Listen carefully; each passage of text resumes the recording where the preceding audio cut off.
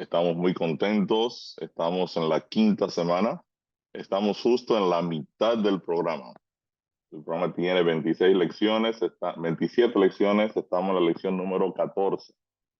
Y por un asunto coincidencial, no nos tocó pues un tema muy interesante, ¿verdad? Vamos a hablar hoy de el reposo de Dios. Y vamos a ver el reposo de Dios a la luz de la justificación por la fe. Eh, es un tema con mucha información. Probablemente vamos a hacer el esfuerzo de terminarlo en el día de hoy, si no, quizás nos tome un par de días completarlo. Pero entendemos que es muy básico, muy importante que sobre todo muchos compañeros o hermanos de otras denominaciones a veces no tienen toda la información eh, necesaria para poder entender por qué es necesario resaltar nuevamente el reposo de Dios en la dinámica de la salvación. Así que entre los objetivos de este tema tenemos enseñar que el sábado es una tarja del Creador anclada en el tiempo. Es un santuario en el tiempo. Una tarja es esa, ¿verdad? Esa placa que ponemos cuando terminamos un edificio, cuando terminamos una obra. Esto fue creado por el arquitecto tal o por el ingeniero tal cual, ¿verdad? El sábado es esa tarja del Creador, que en vez de tener una tarja en el jardín del Edén hecho por Dios, el Señor de manera muy brillante puso su tarja en el tiempo. Y así no importa si viene el sol, la lluvia, las tempestades, siempre iba a quedar ese recuerdo de quién es el Creador. Vamos también a explicar que las tres palabras traducidas como reposo, que la Reina Valera le asigna al sábado, cada una tiene una connotación distinta o diferente. Vamos también a explicar por qué Cristo resucitó el domingo y vamos a enseñar también que el sábado seguirá vigente en la Nueva Jerusalén o en la Tierra Nueva. Entonces hay un poco de información aquí. En la sesión de oración tenemos un texto muy bonito, Salmo 119, 16, dice: me regocijaré en tus mandamientos, en tus estatutos, no me olvidaré de tus palabras. Y la cita relacionada con la oración está en el Conflicto de los Siglos, página 658. Nos dice: nunca se debería estudiar la Biblia sin oración. Solo el Espíritu Santo puede hacernos sentir la importancia de lo que es fácil comprender o impedir que nos apartemos del sentido de las verdades de difícil comprensión. Quiere decir que cuando abramos la Biblia, nos encontremos con la palabra de Dios, es importante en primer lugar que nos coloquemos bajo la dirección del Espíritu Santo, porque él fue quien inspiró la palabra y Él es quien nos va a dar el entendimiento para hacer una interpretación correcta de los textos bíblicos. Así que también yo quiero presentarme delante de nuestro Dios para el inicio del estudio del día de hoy. Querido Padre bueno, te damos gracias porque de mañana podemos encontrarnos contigo. Gracias por el descanso, gracias porque tú nos permites, oh Señor, abrir tu palabra y permites que tu palabra nos toque a cada uno de nosotros de manera especial. Quiero pedir una bendición por cada hermano que nos acompaña en este programa matutino, que tú sigas prosperando sus vidas, que tu presencia habite en medio de cada uno de ellos. Y ahora que vamos a tocar un tema tan relevante, tan importante, queremos pedir tu dirección especial de forma tal que podamos comprender los elementos esenciales de tu reposo. Gracias, Padre querido, en el nombre de Jesús te lo pedimos. Amén. Bien, el versículo de memoria o relacionado con el tema se encuentra en Levítico 26:2 y dice: guardad mis sábados y tened en reverencia mi santuario, yo Jehová. Así que entramos en el reposo de Dios y una de las mejores medicinas que se recomienda en el plano físico es el descanso, el reposo. Muchos médicos a veces cuando uno va estresado o con mucha aflicción o con situaciones, ¿verdad? Muchas veces hasta situaciones difíciles desde el punto de vista de salud, pues a veces el médico nos dice, usted lo único que necesita es descansar, descanso. Y nosotros hoy en día pues tenemos computadoras muy rápidas, queremos hacer muchas cosas en poco tiempo y lo que menos hacemos es descansar, ¿verdad? Es reposar. Así que el Señor en su sabiduría proveyó un mecanismo para que nosotros podamos descansar. Eh, Siempre tenemos un pequeñito repaso. Al leer las notas del tema Cristo en nosotros, fue el último tema que tuvimos el viernes. Espero que el tema pues también les haya sido de mucha relevancia. Para mí es un tema muy bonito, sobre todo saber que Dios quiere habitar en medio nuestro, quiere habitar en nuestras mentes. Y aquí la pregunta es, ¿cuál es la obra terminada del Espíritu Santo en el creyente? Y está siendo esta obra realizada en usted. Nosotros pues hemos visto a través de todo el programa, ¿verdad?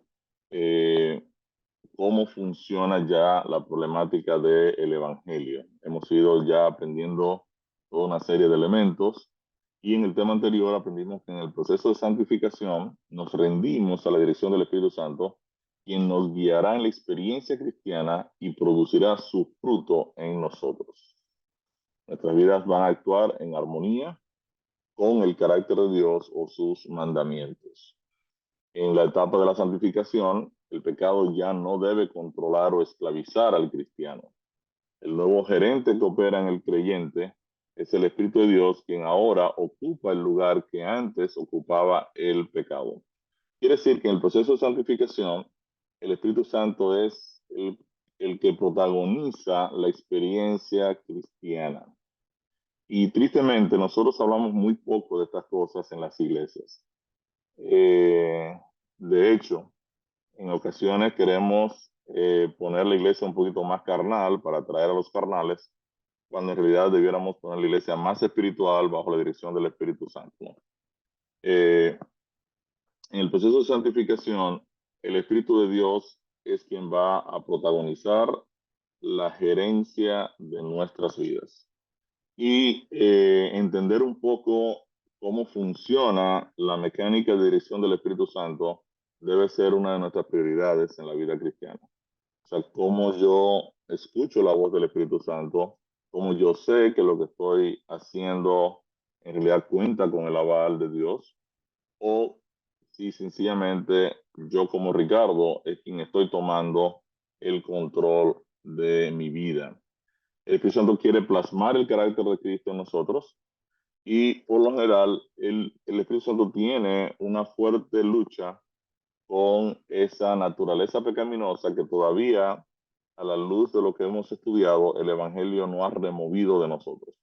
O sea que el viejo Ricardo, aún haya sido bautizado Ricardo, el viejo Ricardo está ahí latente. Y esa naturaleza carnal está ahí latente, esperando volver a tomar control, ¿verdad? De Ricardo. Pero el Espíritu Santo es la persona a la que ya yo le cedí el control. Quiere decir que en la experiencia cristiana, entonces viene a ocurrir una lucha, ¿verdad? Entre la dirección del Espíritu Santo y el Ricardo carnal que quiere de vez en cuando sacar la cabeza, ¿no?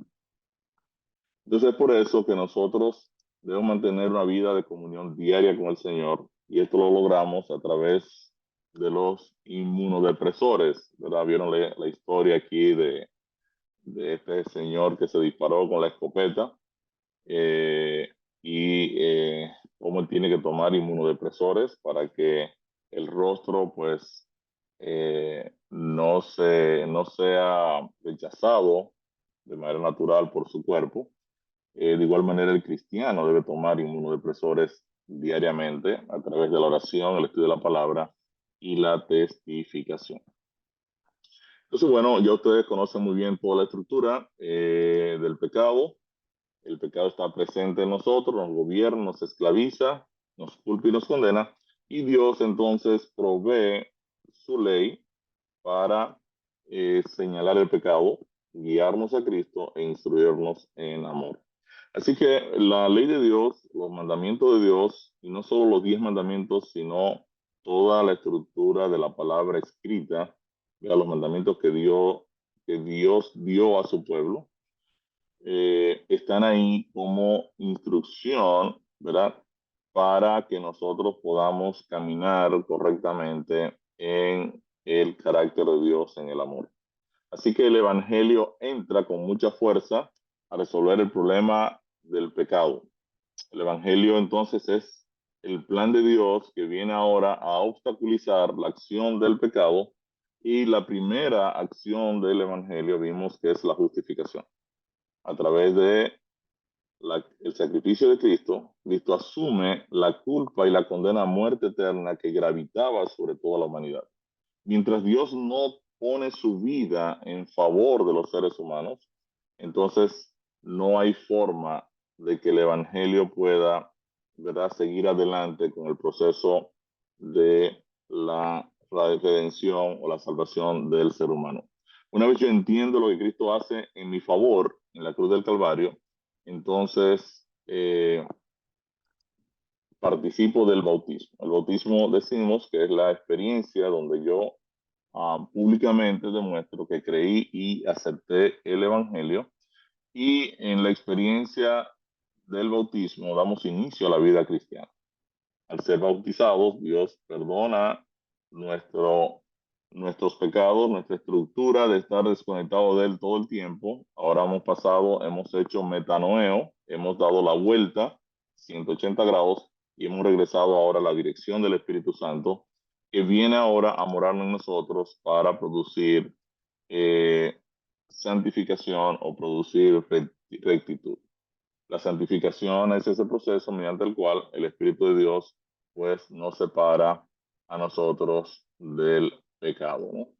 Así que más o menos así vamos hasta ahora. Todavía el Evangelio no ha resuelto el hecho de que el pecado está presente en nosotros, y eso probablemente lo estaremos viendo al final de esta semana o al principio de la otra, cómo el Evangelio finalmente culmina, ¿verdad?, su acción salvadora en la experiencia del creyente.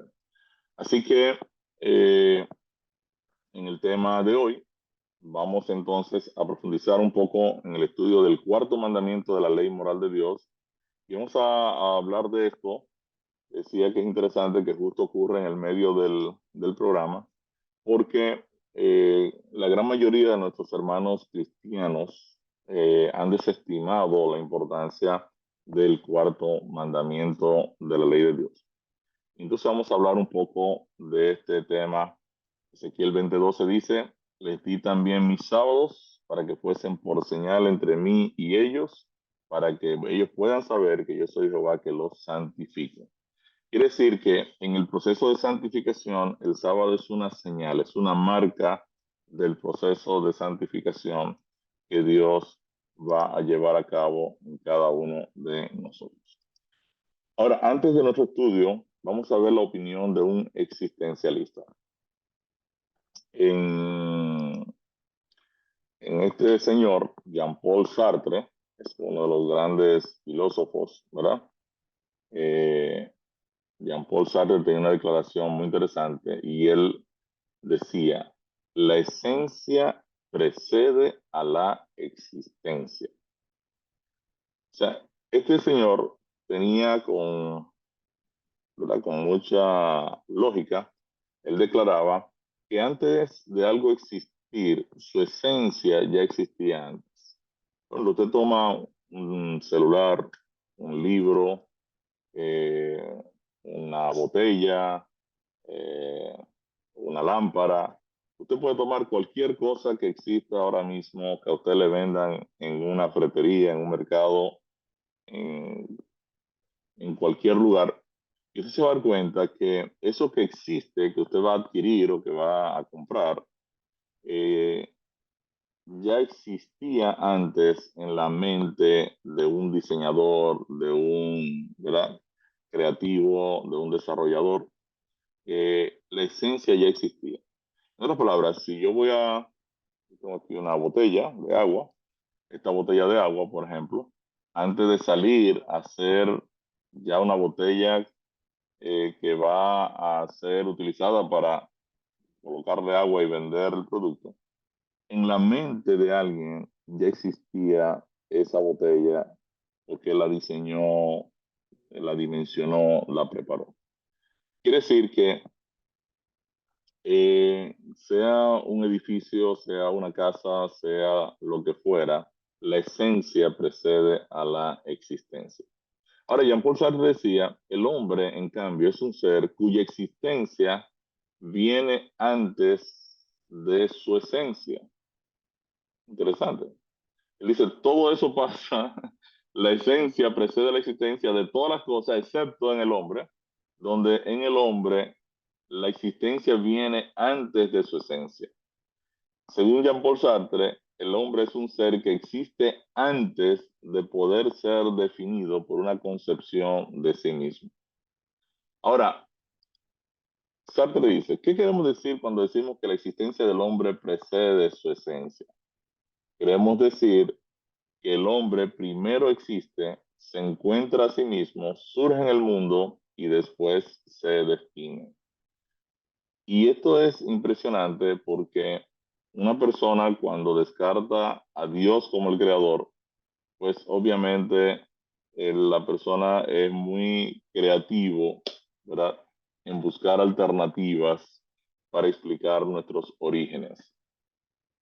En otras palabras, Jean-Paul Sartre dice que primero nosotros existimos, estamos vivos, digo, wow, pero estamos vivos. Entonces, ahora nos preguntamos, ¿y por qué estamos vivos? ¿Y cuál es el propósito de por qué estamos vivos? ¿Y qué hacemos aquí en este planeta? En otras palabras, la esencia del hombre tiene que venir, de acuerdo a Sartre, después, ¿verdad? De su existencia, porque ahora el hombre se empieza a preguntar eh, cuál es su función, ¿verdad? De por qué está en este planeta. Recuerdo cuando mi hijo Eduardo era un bebé, que yo lo cargaba, ¿verdad? Le daba el biberón. Entonces un día él se descubrió la mano, ¿no? Y entonces él, mientras bebía su biberón de leche, yo lo tenía cargado, él empieza a ver su mano y empieza a darse cuenta que él puede mover los dedos, ¿no? O sea, él se descubrió que tenía una mano que él podía controlar. Entonces Sartre está diciendo algo parecido a esto. O sea, el hombre de repente descubre que está vivo y ahora sale a buscar la razón o la esencia de por qué está vivo. Él sigue diciendo, el hombre no es más que lo que hace de sí mismo, sin embargo al final, sea lo que fuere de sí mismo, se vuelve nada. Razón por la que en y por sí mismo no tiene sentido y para un ser que clama por sentido, esta comprensión es insoportable. Quiere decir que si el hombre, como lo ven los existencialistas, no es definible, es porque para empezar no es nada. No será nada hasta más tarde y entonces será lo que él haga de sí mismo. Por lo tanto, en este tipo de pensamiento no existe la naturaleza humana porque no hay Dios para que tenga una concepción de ella. El hombre simplemente es, simplemente existe. Y en este sentido, nuestros sabios solo nos condenan a polvo y gases putrefactos. Y esto es bien irónico, ¿no? Entonces, cuando nosotros vamos a la Biblia, en cambio, nos da sentido y propósito. En Isaías 43:7, Dios declara, a todos los llamados de mi nombre, para gloria mía los he creado, los formé y los hice. Quiere decir que ya de entrada la palabra de Dios está diciendo que usted fue creado para testificar de la gloria de un Dios creador. O sea, usted existe porque Dios lo creó para que usted testifique de su existencia. Y la verdad que cuando nosotros analizamos la complejidad de los seres humanos, cómo estamos concebidos, ¿no? Cómo funcionamos, la cantidad de procesos, ¿verdad? Y de conexiones neuronales que nosotros tenemos y cómo nosotros podemos generar pensamiento, podemos amar, podemos sentir, podemos comunicarnos, ¿verdad? Uno dice, wow, este es un diseño espectacular, espectacular.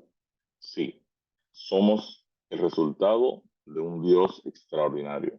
Entonces la Biblia enseña que adoramos a Dios porque Él nos creó, nos formó y nos hizo. Piensa que dice Salmo 95:6. Venid, adorémonos, adoremos y postrémonos, arrodillémonos delante de Jehová, nuestro Hacedor. Quiere decir que la razón por la que adoramos a Dios es porque Él es nuestro creador.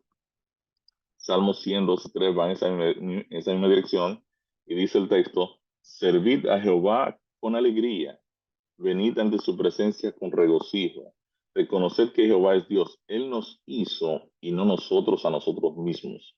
Pueblo suyo somos y ovejas de su prado. Apocalipsis 4, 10 al 11 dice, los 24 ancianos se postran delante del que está sentado en el trono y adoran al que vive por los siglos de los siglos y echan sus coronas delante del trono diciendo, Señor, digno eres de recibir la gloria y la honra y el poder, porque tú creaste todas las cosas y por tu voluntad existen y fueron creadas. Apocalipsis 14, 6 y 7 dice, vi volar por en medio del cielo otro ángel que tenía el evangelio eterno para predicarlo a los moradores de la tierra, a toda nación, tribu, lengua y pueblo, diciendo a gran voz, temed a Dios y dadle gloria, porque a la hora de su juicio ha llegado, y adorad a aquel que hizo el cielo y la tierra, el mar y las fuentes de las aguas. Quiere decir, cuando nosotros analizamos esta estructura de versículos, nos damos cuenta entonces que la adoración a Dios está en el contexto de la creación. Adoramos a Dios porque Él es quien nos creó, quien nos creó. Y ustedes pueden ir comprendiendo en qué dirección nos vamos a ir moviendo en relación al tema del sábado. Cuando Dios ancla el sábado en la ley, en su ley, en los 10 mandamientos, quiere que recordemos el concepto de la adoración y el concepto de que Él es el creador. Por eso Dios nos pide en el mandamiento, acuérdense del sábado, porque en 6 días hizo Dios los cielos y la tierra, ¿verdad? Y el séptimo día reposó.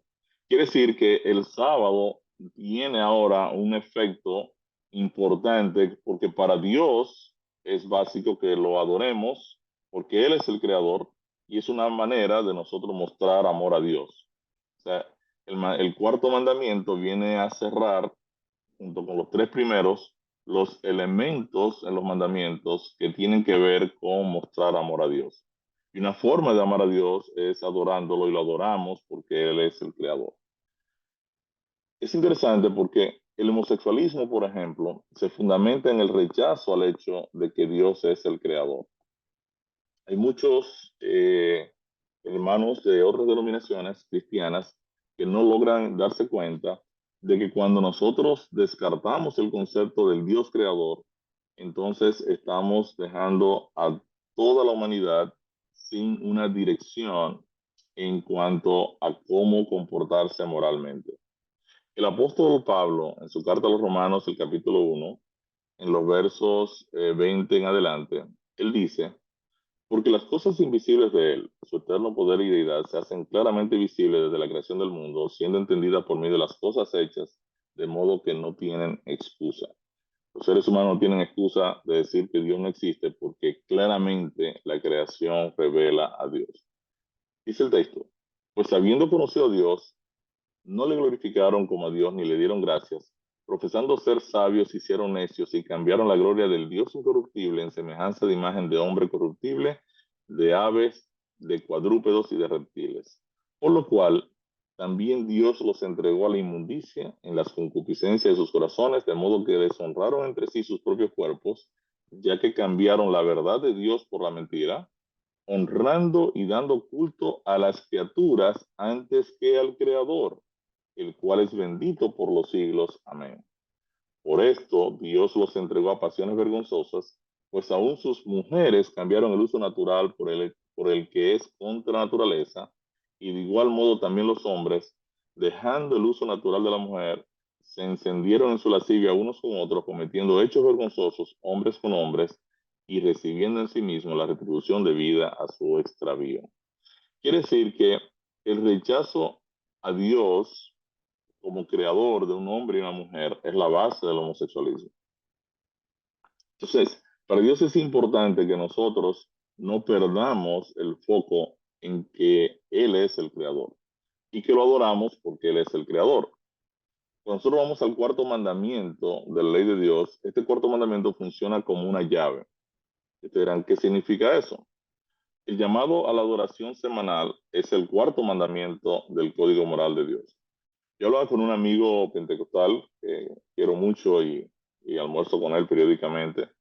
Y yo le decía, mira, si los 10 mandamientos dijeran que el domingo es el día de reposo y nosotros los adventistas nos hubiésemos quedado guardando el sábado, ustedes solo utilizarían un solo argumento para decir lo que estábamos equivocados, y es que el domingo aparece en la ley de Dios.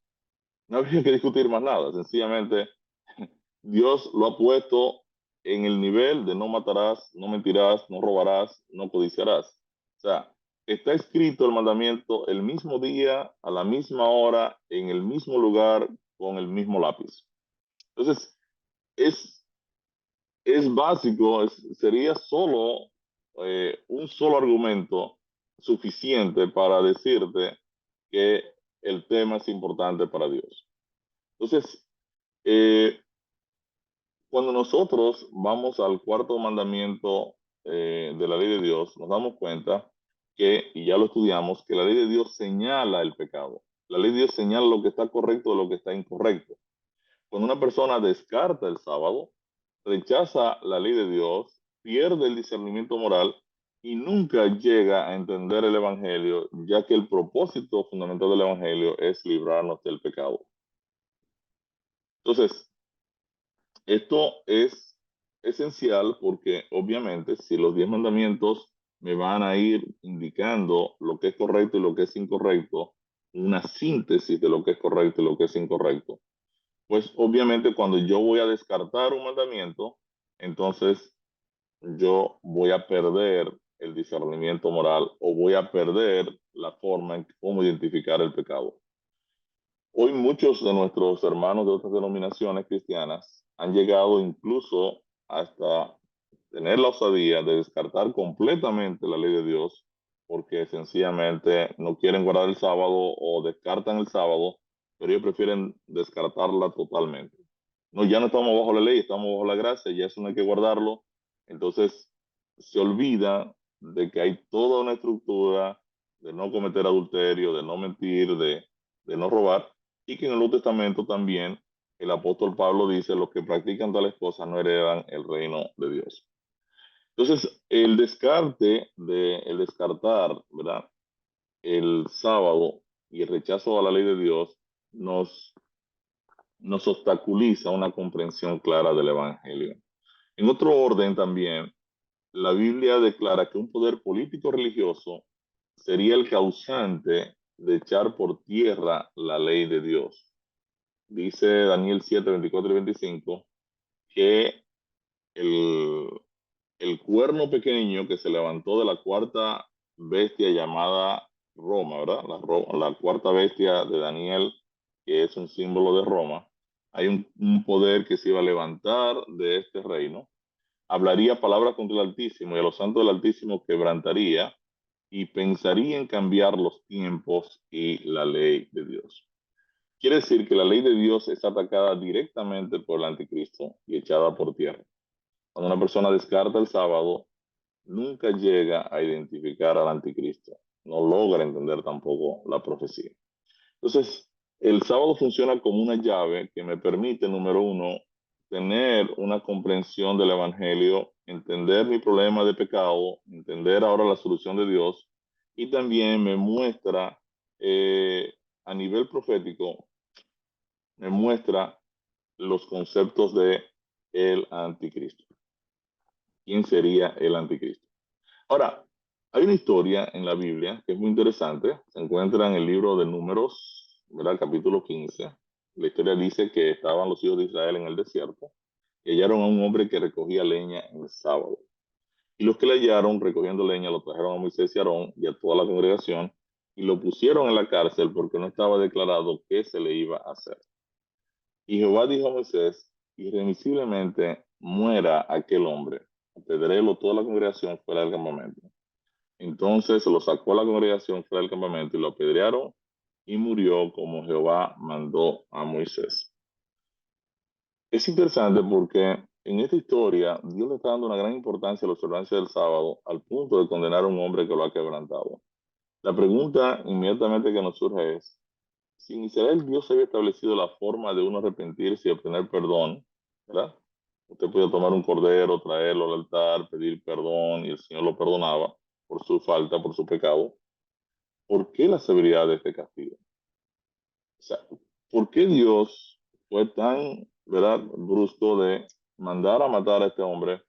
¿Qué razón había detrás de esto, no? Si nosotros leímos números 15, 32, 36, si leemos los versos un poquito antes de números 15, 32, leemos del 30 al 31, miren lo que dice el texto que es muy importante. Mas la persona que hiciera algo con soberbia, así el natural como el extranjero, ultraja a Jehová, esa persona será cortada de en medio de su pueblo, por cuanto tuvo en poco la palabra de Jehová y menospreció su mandamiento, enteramente será cortada esa persona. Su iniquidad caerá sobre ella. Lo que quiere decir entonces que parece ser que este señor actuó con soberbia, diciendo, no, no, yo no le voy a hacer caso a ese mandamiento. A mí eso no me importa, yo voy a seguir haciendo lo que yo quiero hacer, yo voy a seguir con mi agenda. A mí realmente no me importa lo que Dios ha mandado hacer. Es la única razón que explica que Dios diga, bueno, si usted sencillamente va a vivir en pecado y se va a desconectar, usted se va a convertir en un transgresor natural, entonces sencillamente usted no hace nada siendo parte de mi pueblo, ¿no? Entonces, esto es solo para uno entender, porque aquí hay un elemento de justicia, ¿verdad? Dios está tomando una decisión de justicia frente a una persona que ha violado un mandamiento, ha pecado, y Dios había establecido ya un mecanismo de cómo las personas obtenían el perdón, pero en este caso las cosas parecieron no funcionar en ese orden. En esos 28 al 11, dice aquí la pregunta, de acuerdo con la ley moral, ¿a quién pertenece el sábado? El mandamiento de Éxodo 20, ¿verdad? Ahí están los 10 mandamientos. Dice, te acordarás del día del reposo para santificarlo. 6 días obrarás y harás toda tu obra, mas el séptimo día será sábado al Señor tu Dios. No hagas en él obra alguna, tú, ni tu hijo, ni tu hija, ni tu siervo, ni tu criado, ni tu bestia, ni tu extranjero que está dentro de tus puertas. Y el mandamiento continúa. Ahora el texto dice, será sábado al Señor tu Dios. Pero quiere decir que de acuerdo al texto, el sábado le pertenece a Dios. Por ejemplo, nosotros en Éxodo 31:13 dice el texto bíblico, tú hablarás a los hijos de Israel diciendo, con todo eso ustedes guardarán mis sábados, dice Dios. No los sábados de ustedes, sino los sábados míos. O sea, Dios está asumiendo la propiedad del sábado. En Levítico 23:3 dice, 6 días se trabajará y el séptimo día será sábado de reposo, convocación santa, ninguna obra haréis. Sábado es del Señor en todas vuestras habitaciones. Quiere decir que los textos presentados muestran claramente que el sábado pertenece a Dios. No pertenece a los adventistas, no pertenece a los bautistas del séptimo día, no pertenece a los sabáticos. El sábado le pertenece a Dios. Según el profeta Isaías, cuán sagrado es el sábado. Aquí en Isaías 56, Dios manda al hijo del extranjero, al eunuco, que guarden sus sábados y que abracen su pacto. El mandamiento aquí o la escritura aquí habla de todos los hijos de los extranjeros, ¿verdad? Que ahora han decidido guardar el sábado, evitan profanarlo y abrazan el pacto de Dios. Dios dice, yo los llevaré al monte de mi santidad y los recrearé en mi casa de oración. Sus holocaustos y sus sacrificios serán aceptos sobre mi altar, porque mi casa, casa de oración, será llamada de todos los pueblos. Quiere decir que en Isaías 56, 2 al 7, Dios llama dichoso al que guarda el sábado, incluyendo no solo a los judíos, sino también a los extranjeros y eunucos. Según Isaías 58, 13 y 14, ¿en quién nos deleitamos cuando mantenemos el sábado santo? Aquí estamos tomando la versión, el libro del pueblo de Dios, porque es una versión mucho más, digamos, actual o en el lenguaje nuestro de hoy en día. El texto dice, si dejas de pisotear el sábado, de hacer tus negocios en mi día santo, si llamas al sábado delicioso y al día santo al Señor honorable, si lo honras absteniéndote de traficar, de entregarte a tus negocios y de hablar ociosamente, entonces te deleitarás en el Señor. Yo te haré cabalgar sobre las alturas del país y te alimentaré con la herencia de tu padre Jacob, porque ha hablado la boca del Señor. Quiere decir que esto es interesante. Tengo algunos amigos, ¿verdad? Cristianos, otras denominaciones, que eh, me decían, bueno, pero al final tú eres esclavo de la ley porque tú estás guardando el sábado. Entonces, sí, el problema aquí es que es un asunto de fe. La razón por la que tú trabajas el sábado es porque tú entiendes que Dios no tiene la capacidad de proveer en tu vida de domingo a viernes. Entonces tú dices, no, yo voy a trabajar el sábado y voy a tomar los días del sábado porque todo el mundo así lo hace. Y tú entiendes que no, Dios no te puede proveer lo que tú necesitas en el resto de la semana. Y este es un problema en cierta manera de fe, ¿verdad? Y más que nada, yo le decía a mi amigo, en tu caso particular, yo sé que también aquí hay un problema de codicia, ¿no? Porque obviamente tú dices, bueno, yo quiero tener el dinero, pero tú quieres tener el dinero violando lo que Dios te ha dicho, que es quien lo provee, que hagas. Entonces aquí tenemos una situación, ¿no? Entonces nos reíamos un poco porque siempre tratamos de que al comentar estas cosas, pues las personas no se sientan realmente, ¿verdad?, totalmente atacadas, ¿no? Pero eso es una señal de que hemos entrado en el descanso de Dios y nos deleitamos en la salvación que Él nos ha provisto en Cristo. Según Génesis 1:31 y 2:1 al 3, ¿por qué Dios reposó el séptimo día de la creación y lo santificó? Dice el texto, y aquí que todo lo que Dios había hecho era bueno en gran manera. O sea, Dios vio que todo lo que había realizado le había quedado muy bien. Dios terminó, ¿verdad?, toda su obra. Dice aquí, fueron pues sacados los cielos y la tierra y todo el ejército de ellos, y acabó Dios en el día séptimo la obra que hizo. Y reposó el día séptimo toda la obra que hizo, y bendijo Dios al día séptimo y lo santificó, porque en él reposó de toda la obra que había hecho en la creación. Quiere decir que existen al menos dos razones por las que Dios descansó el séptimo día de la creación. Los cielos y la tierra fueron terminados y todo lo que había hecho fue perfecto. El sábado, el séptimo día, fue por lo tanto reservado, santificado inicialmente como un memorial del trabajo perfecto y acabado de Dios en la creación. Es interesante para mí también porque Dios acabó toda la creación en el sexto día. Sin embargo, el texto dice que Dios acabó el día séptimo, la obra que hizo. Pero en el día séptimo Dios no hizo más que descansar. Pero Dios está concluyendo, ¿verdad? Dentro de la estructura de la creación, está concluyendo la creación con 7 días, donde en el séptimo Él no hizo obra física, sino que descansó. Entonces, para mí esto es muy puntual, porque Dios está incluyendo como parte de su estructura de creación el apartar, ¿verdad?, el sábado como un memorial de lo que ya Él ha hecho. Ahora, eh, en la versión, por ejemplo, Reina Valera, se utiliza la palabra reposó en relación a lo que Dios hizo el séptimo día, y en hebreo se utilizan al menos 3 palabras con connotaciones distintas. En la Reina Valera se traducen las 3 palabras del hebreo como reposó, pero vamos a verlas aquí, ¿no? En Génesis 2, 1 al 3, por ejemplo, dice, y acabó Dios en el día séptimo la obra que hizo y reposó, aquí la palabra en hebreo es Sabbat, el día séptimo de toda la obra que hizo. Y bendijo Dios al día séptimo y lo santificó porque en él reposó Sabbat, dice Génesis 2, 1 al 3. Esta palabra Sabbat, es decir, desistir del esfuerzo. La traducción más precisa de Sabbat es cesar la tarea. De acuerdo a Génesis 2, 1 al 3, Dios paró el trabajo, paró de trabajar, paró de hacer cosas. Sabbat es cesar la tarea, ¿no? Sin embargo, en esos 31, 16 al 17, aparece también reposó. Fíjense cómo dice el verso en la Reina Valera.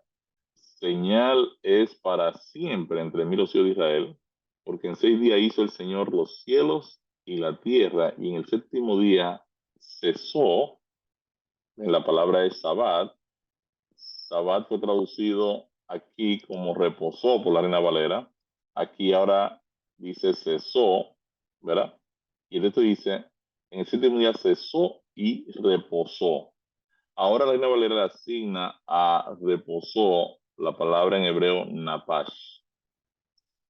Napash significa como suspirar, es recuperarse, revitalizarse, es como suspirar, es como cuando usted termina una tarea, ha pasado todo el día trabajando, termina y usted dice, ah, ya terminé. Es como un suspiro de terminación, ¿no? Y aplicado a Dios viene a ser un antropomorfismo porque obviamente Dios no se cansa. Es como comparar a Dios como con el ser humano que dice, ah, finalmente terminé y qué bueno que me quedó todo, ¿no? En inglés, a diferencia de el español que dice cesó y reposó, usted se va a dar cuenta que Shabbat es traducido como reposó y rested, y ahora Napash dice y se refrescó. Dios hizo, suspiró, ¿ves? Como se refrescó porque ya terminó de su obra. Quiere decir que reposó aquí, que es Napash, en realidad va más alineado con Dios se refrescó o eh, tuvo esa sensación de término, ¿verdad? Que es como el suspiro de terminación. En Éxodo 20, la palabra reposó viene del hebreo nuá. Aquí la Reina Valera traduce nuá como reposó, y nuá en realidad es reposar o descansar, pero como un descanso de celebración o de alegría. Por ejemplo, usted encuentra nuá en el libro de Esther, cuando eh, el pueblo hebreo está siendo condenado por eh, el rey, ¿verdad? Porque vino Amán para decirle al rey que había un pueblo que tenía una cantidad de problemas, entonces logra conseguir la sentencia de muerte de el pueblo hebreo. Esther ahora, la reina Esther entra y logran que el día 13 del mes de Adar enviar un contradecreto para que los judíos puedan defenderse y los judíos sobrevivieron a la situación. Ahora el texto dice, esto fue en el día 13 del mes de Adar y reposaron Noa en el día 14 del mismo y lo hicieron día de banquete y de alegría. Quiere decir que Noa es una celebración, es una terminación de gozo, de alegría. En Proverbios 29:17, Noa también aparece en el contexto de la corrección, la disciplina del niño. Corrige a tu hijo y te dará Noa, te dará descanso, te dará un descanso de alegría, ¿correcto? Quiere decir entonces que Noa produce un reposo de celebración del sábado. Es la presencia de Dios en medio de su pueblo para recibir adoración. La Biblia enseña que la presencia de Dios nos da Noa en Éxodo 33:14, ¿verdad? Dios le dice a Moisés, mi presencia irá contigo y te dará Noa, te dará un descanso de alegría, un descanso de gozo, ¿correcto? Quiere decir que al estudiar estas palabras acerca de el reposo del sábado, encontramos estas tres connotaciones: Shabbat, cesar o para la tarea; Napash, tomar un respiro, refrescarse; y Noa, que es un reposo de alegría o de celebración. En su libro El Shabbat, su sentido para el hombre moderno, el famoso rabino Abraham Heschel afirmó, el significado del sábado es celebrar el tiempo en lugar del espacio. 6 días a la semana vivimos bajo la tiranía de las cosas del espacio. En el sábado tratamos de sintonizar la santidad en el tiempo. Es un día en el que somos llamados a compartir lo que es eterno en el tiempo. El sábado es un armisticio en la cruel lucha del hombre por la existencia, una tregua en todos los conflictos, es un santuario en el tiempo. Entonces, en lugar de hacer una tarea, una tarja física, que recordara al hombre que Dios es el creador, el Señor ancló un monumento en el tiempo y lo llamó sábado. Esto para mí es bien interesante porque Dios quiso en el momento de la creación que los seres humanos semanalmente celebraran la creación y lo recordaran como el Dios creador. Para Dios esto fue fundamental, que nosotros nunca perdiéramos el sentido de que Él nos creó. Y yo creo que gran parte de los problemas que surgen hoy en día en las agendas mundiales, el movimiento LGBTQI y todo esto, es es un olvido de que Dios creó un hombre y una mujer, de que Dios es el creador de todas las cosas, de que Dios creó un orden en particular. Y tristemente, en muchas iglesias cristianas entonces han descuidado la importancia, ¿verdad?, de la ley de Dios en términos generales, que tiene esta connotación tan importante de proveer el camino y la dirección eh, en las vidas de cada ser humano. Según Marcos 2:27, ¿para quién dijo Jesús fue hecho el sábado? Dice, también les dijo, el sábado por causa del hombre es hecho, no el hombre por causa del sábado. En griego existen dos palabras que se traducen como hombre, andros y antropos. Andros se refiere a un hombre, mientras que antropo se refiere a todos los hombres. Se traduce mejor como humanidad.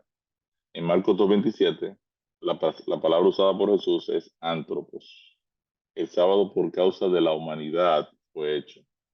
Jesús no dijo que el sábado fue creado para los judíos, sino más bien para toda la humanidad. Cuando vemos la relación de Jesús con el sábado, nos damos cuenta que era la costumbre de Jesús entrar a la sinagoga los sábados. Dice Lucas 4:16, y vino a Nazaret donde había sido criado y entró conforme a su costumbre el día del sábado en la sinagoga y se levantó a leer. En Lucas 4:31-32 dice que Jesús enseñaba en los sábados y en Marcos 1:21 dice, y entraron en Capernaum y luego los sábados, entrando a la sinagoga, enseñaba. Quiere decir que era la costumbre de Jesús asistir a la sinagoga los sábados. En Génesis 1:27-31 dice la pregunta aquí, ¿en qué día de la semana fueron creados Adán y Eva?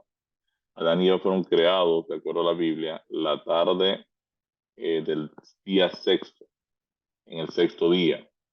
Eh, Y esto es también bien significativo porque la pareja fue creada el sexto día y su primer día de vida fue el descanso. Quiere decir que el primer día de Adán y Eva fue el séptimo, ¿verdad? Cuando Dios está ahora reposando, descansando de toda la obra que ha hecho en 6 días. Por lo tanto, mientras que el sábado es el séptimo día de Dios, es el primer día de la humanidad. Cuando nos fijamos en el día de reposo, desde el punto de vista de Dios, vemos que Él trabajó 6 días y descansó el séptimo. Pero si tenemos en cuenta el día de reposo desde el punto de vista del hombre, Adán y Eva inician su primera semana descansando en el sábado de Dios y dándole la adoración al Creador. Y este orden es importante cuando consideramos el sábado a la luz de la redención. Aquí también tenemos un principio de mayordomía. El primer tiempo de la humanidad es el tiempo que va a pasar con Dios, adorando a Dios. Este es tu primer tiempo. El sábado es el séptimo de Dios, pero es el primero de la humanidad. Génesis 1:28, ¿qué nos dio Dios después de crearnos en Adán?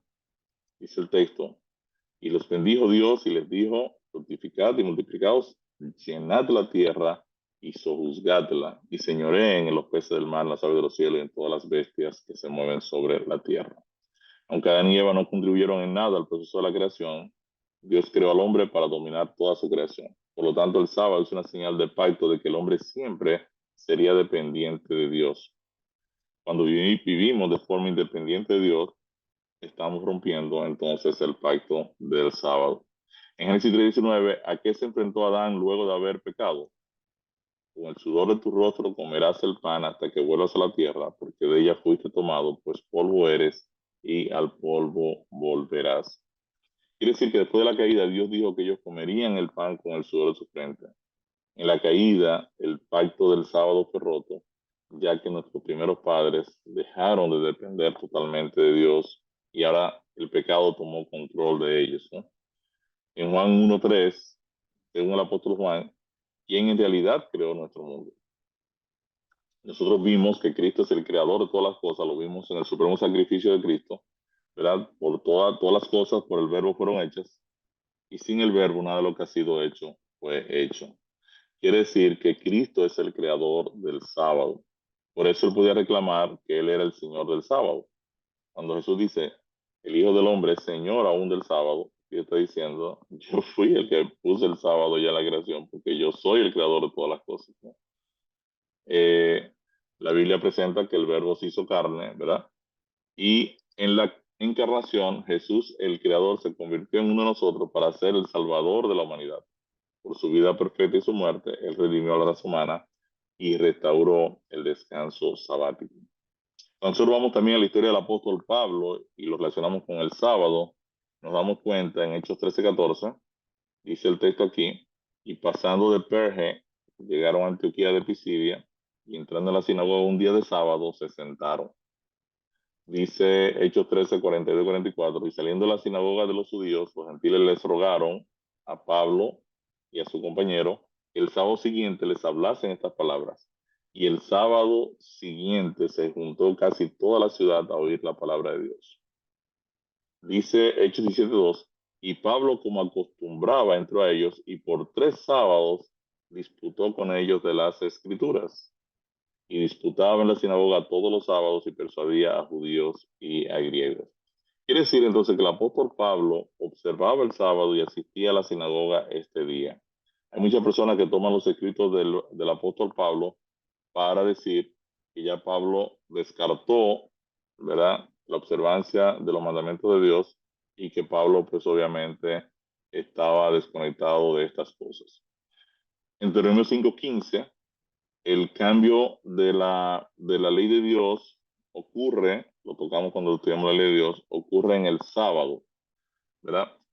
En Éxodo 20, los 10 mandamientos relacionan el sábado con la creación, pero en Deuteronomio 5, el sábado está conectado con el hecho de que Israel había sido esclavo y que el Señor lo había liberado, los había redimido con gran despliegue de fuerza y de poder.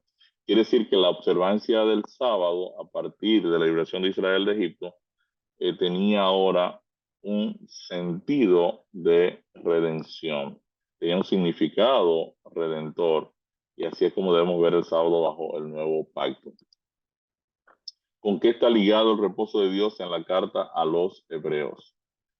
Eh, Dice Hebreos 4:1-2, temamos pues, no sea que permaneciendo aún la promesa de entrar en su reposo, alguno de ustedes parezca no haberlo alcanzado, porque también a nosotros se nos ha anunciado la buena nueva como a ellos, se nos ha anunciado el evangelio como a ellos, pero no les aprovechó el oír la palabra por no ir acompañada de fe en los que la oyeron. Quiere decir que entrar en el reposo de Dios está relacionado con creer en el evangelio. En otras palabras, cuando yo acepto el evangelio, yo ahora entro en el descanso de tratar de afanarme para tratar de ser bueno, porque ahora el Espíritu de Dios toma control de mi accionar. Cristo ha pagado por mi salvación, y obviamente nosotros entramos en el descanso de la salvación. ¿A qué es comparado este descanso del Evangelio? En Hebreos 4:4 dice, porque en cierto lugar dijo así del séptimo día, y reposó Dios de todas sus obras en el séptimo día. Quiere decir que Jesús terminó la creación del mundo al final del sexto día y reposó el séptimo. Del mismo modo, terminó la obra de redención el sexto día y descansó en la tumba el sábado. Así el autor de la carta a los hebreos le da un significado de redención al reposo del sábado, que queda todavía para el pueblo de Dios. Por lo tanto, queda un reposo, dice el escritor de la carta a los hebreos, queda un sabatismo para el pueblo de Dios. La palabra sabatismo es una observancia del sábado. El autor de la carta se refiere al reposo eterno que experimentarán los salvados en la presencia de Dios. Si el escritor está diciendo, además del sábado, ¿verdad?, que tiene un símbolo redentor, queda un sábado eterno, un reposo eterno, ¿verdad?, queda todavía pendiente para el pueblo de Dios. Ahora, ¿de qué debemos descansar cuando entramos en el reposo de Dios? El texto aquí dice, porque el que ha entrado en su reposo, también ha reposado de sus obras como Dios de las suyas. Cuando por la fe entramos en el descanso de Dios, dependemos enteramente de la redención perfecta y acabada de Cristo. Y dejaremos de tratar de salvarnos por medio de nuestras obras de justicia, que es lo que Gálatas 5:4 nos advierte. Cuando el apóstol Pablo le escribe a la iglesia de Gálatas, le dice, de Cristo ustedes se desligaron y ustedes ahora por la ley quieren ser justificados. Ustedes han caído de la gracia. Quiere decir que los hermanos de Galacia, pese a haber aceptado el regalo de la salvación, ellos insistían en tratar de ganar la salvación por medio de sus buenas obras.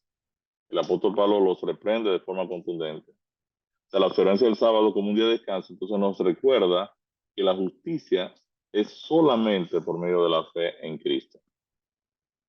Cuando usted lee Apocalipsis 14, 6 al 12, y aquí vamos a concluir en el día de hoy, mañana concluimos con ver el sábado a través del tiempo y dónde se modifica. En Apocalipsis 14, 6 al 12, se establece que el remanente de Dios al final del tiempo guarda sus mandamientos. Y aquí entran de nuevo los elementos de adoración y creación y el evangelio.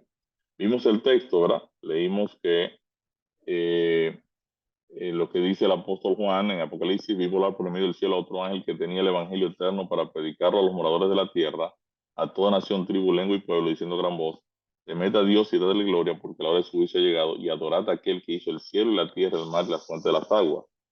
Y dice el texto, otro ángel le siguió diciendo, ha caído Babilonia, la gran ciudad, porque ha hecho beber a todas las naciones del vino del furor de su fornicación. Y el tercer ángel lo siguió diciendo a gran voz, si alguno adora a la bestia de su imagen y recibe la marca en su frente o en su mano, él también beberá del vino de la ira de Dios, que ha sido vaciado puro en el cáliz de su ira, y será atormentado con fuego y azufre delante de los santos ángeles del Cordero. Y el humo de su tormento sube por los siglos de los siglos. Y entonces aquí viene un punto importante que dice, y no tienen reposo de día ni de noche los que adoran a la bestia de su imagen, ni nadie que reciba la marca de su nombre. Quiere decir que el, el concepto aquí de Apocalipsis es que los que van a seguir, ¿verdad? La propuesta del anticristo no tienen reposo ni de día ni de noche. Y esto es interesante, ¿por qué? Porque en esencia, toda la estructura de la iglesia romana estaba basada en la salvación por las obras, de tal manera que el sábado quedó descartado y entonces ahora usted tenía que operar basado en sus obras.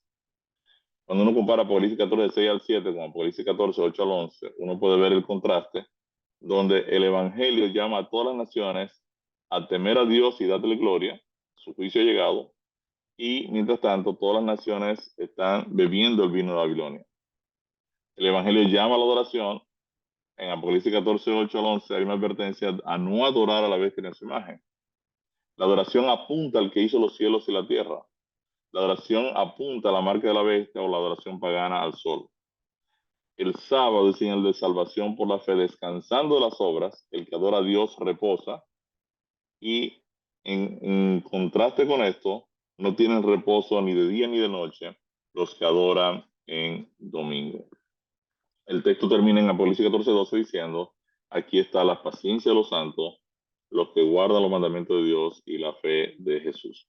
Quiere decir entonces que al final del tiempo, el remanente de Dios es un grupo de creyentes que van a recordarle al mundo la importancia del reposo, la importancia de la observancia a la ley de Dios, y el fundamento básico es que la salvación no es por obras, sino que estas personas descansan en la salvación que ya Dios ha provisto para nosotros por medio del Evangelio. Bendito Padre Celestial, gracias por el privilegio de escuchar tu santa palabra en esta mañana. Gracias, Señor, por darnos el honor de reposar el día especial que tú estableciste, tuyo, y nos das la oportunidad, Señor, de reposar en Él. Gracias, Padre. Mañana permítenos continuar con este hermoso proyecto y que tu bendición esté con todos nosotros. Te lo pedimos, Padre, en el nombre de Jesús. Amén.